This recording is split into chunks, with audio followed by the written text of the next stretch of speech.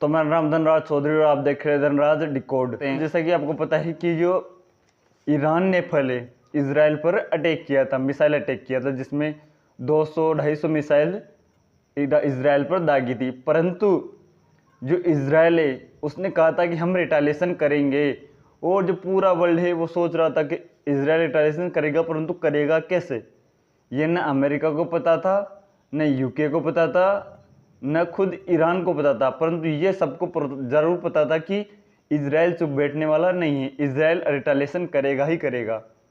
तो इसराइल ने क्या किया कि अपने जो फाइटर जेट्स हैं वो भेजे, और फाइटर जेट्स भेज के ईरान पर अटैक कर दिया, जिसमें ईरान के कम से कम 4 जो सोल्जर्स हैं या फिर जो उनकी डिफेंस फोर्सेज हैं ईरान की, उनके 4 सोल्जर निपट गए। और कहना तो ये भी था कि जो न्यूक्लियर एसिड्स हैं और जो वहाँ की तेल फैक्ट्रियाँ हैं वहाँ पर भी ये लोग एयर स्ट्राइक कर सकते हैं, परंतु सीधा सीधा अमेरिका ने इस चीज़ को डिनाई कर दिया था कि जो इसराइल है वह एक तो उनके तेल फैक्ट्रियों पर और जो उनके न्यूक्लियर एसिड्स है उन पर हमला नहीं करेगा, क्योंकि अभी हो रहे हैं अमेरिका में चुनाव।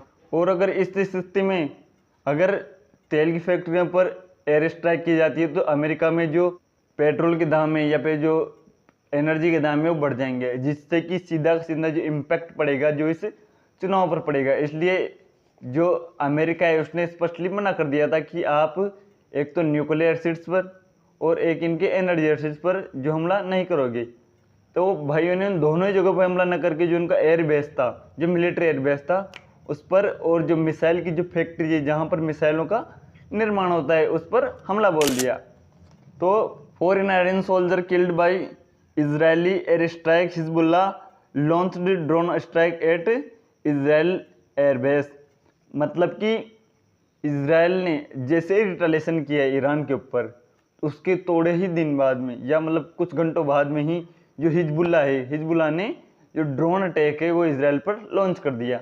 अब अटैक तो ईरान पर हुआ था, अटैक तो इसराइल ने ईरान पर किया था, तो हिजबुल्ला ने अटैक इसराइल पर क्यों किया? मतलब जैसे कि जादूगर की जान तोते में, उसी तरह जो हिजबुल्ला है उनकी जान ईरान में है, क्योंकि यहाँ से ईरान से ही सारा जो ज्योग्राफी है, सारी जो कॉन्फ्लिक्ट है, उनको जो हथियार सप्लाई है, एमुनेशन सप्लाई है, वेपन सप्लाई है, सारी की सारी जो बैकडोर, जो बैक में उनके इक्विपमेंट है, वो सारे का सारा ईरान इनको सप्लाई करवाता है। जो ईरान है, जो उनकी जान पूरी की पूरी ईरान में बसती है। मतलब कि अगर ईरान को ठोकोगे आप तो हिजबुल्ला को दर्द होगा। तो ऐसे ही ईरान पर अगर एयर स्ट्राइक हुई तो यहाँ से हिजबुल्ला रिटालिएशन करने लगा। जो जादूगर की जान है वो तोते में है, इसलिए जो जब इसराइल ने ईरान पर अटैक किया तो यहाँ पर हिजबुल्ला रिटालिएशन कर रहा है, तो ये इसराइल को समझना पड़ेगा कि जो जादूगर की जान है वो तोते में है। हम ईरान को कितना ही ठोकता रहो, ठोकी नहीं मानेगा। लास्ट में हमें इंगेज करना पड़ेगा ईरान से। जब तक ये नल ईरान से बंद नहीं होगा तब तक ये हिजबुल्ला ऐसे ही चलता रहेगा, हमास ऐसे पैदा होता रहेगा और ये मिसाइल अटैक ऐसे होते रहेंगे। आपको इस मिसाइल अटैक को अगर बंद करवाना है तो आपको ईरान को ठोकना पड़ेगा, या आप लिख कर ले लो। तो ये तो कंफर्म हो गया था कि इसराइल जो ईरान है उसके ऊपर अटैक करेगा, परंतु करेगा कैसे ये किसी को नहीं पता था। और इसराइल का तो इतिहास रहा है कि इसराइल के ऊपर जिसने भी हमला किया है, चाहे 1972 में किया हो, 1947 में किया हो, 1947 में तो इन्होंने 3 देशों को मिलकर हराया था। तब तो आईडीएफ के पास खास इक्विपमेंट भी नहीं थे, इनके पास सिर्फ वर्ल्ड वॉर 2 के इक्विपमेंट थे जो कि एकदम जर्रा इक्विपमेंट थे।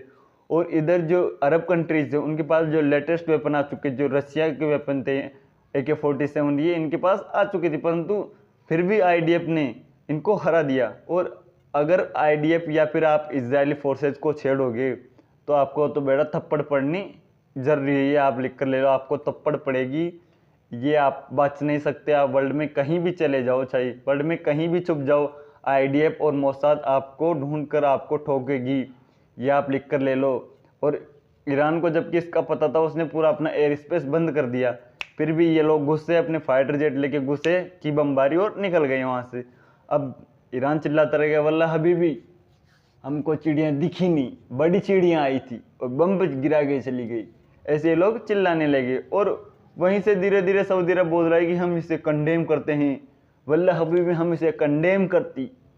जो इजराइल ने गलत किया है ईरान के ऊपर एयर स्ट्राइक करके, जब इजराइल के ऊपर एयर स्ट्राइक की थी, जब इजराइल के ऊपर जो मिसाइल दागी थी ईरान ने, वो क्या सही दागी थी? नहीं। परंतु तब सऊदी अरब ने कुछ नहीं बोला। सऊदी अरब तब चुपचाप एक कोने में बैठ के देख रहा था, हाँ यहूदियों को ठोक रहे, ठोकने दो। परंतु जब यहूदियों ने इनको ठोका तो ये लोग फिर विक्टिम कार्ड खेलने लगे। ये तो यूएन के चार्टर के खिलाफ है, ये तो हमला नहीं करना चाहिए था और यहाँ पर हमला नहीं करने चाहिए था। क्या आपको पूछ कर करते वहाँ पर हमला कि हम देखो भाई आप बताओ, हम वहाँ पर मिसाइल गिरा के निकल जाएंगे। बेसिकली इनको भी पता था कि हमने गलती कर दी और अब यहूदी ठोकेगा, तो ये चुपचाप अपने जो बेसमेंट है उसमें छुपे हुए थे। परंतु यहूदी ने वहाँ से निकाली मिसाइल और इनका खेल खल्लास कर दिया, जिसमें 4 सोल्जर इनके ठोक दिए। तो ये हो गए। तो दोस्तों आज तक के लिए ही। अगर वीडियो अच्छा लगा तो वीडियो को लाइक करना और चैनल को सब्सक्राइब करना ना भूलें। और अगर वीडियो अच्छा लगा तो कमेंट करके ज़रूर बताइएगा कि वीडियो कैसा लगा। तब तक के लिए जय हिंद, वंदे मातरम, भारत माता की।